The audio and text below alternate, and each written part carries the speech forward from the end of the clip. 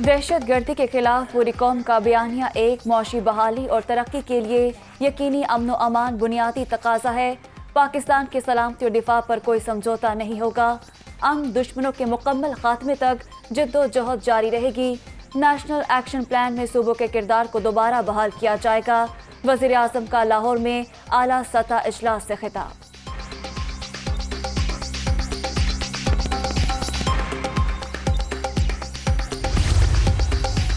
मौजूदा हुकूमत नाजायज इलेक्शन कमीशन भी जानिबदार है, किसी को इस पर एतमाद नहीं। मुल्क पर चोरों को मुसल्लत कर दिया गया, आवाम इनके खिलाफ हो गए, ज़िमनी इलेक्शन में शिकस्त देंगे।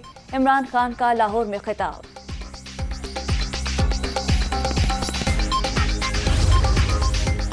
और सिंध में मार धाड़ से भरपूर बलदियाती इलेक्शन का पहला मरहला, वोटों की गिनती नेताज का सिलसिला जारी।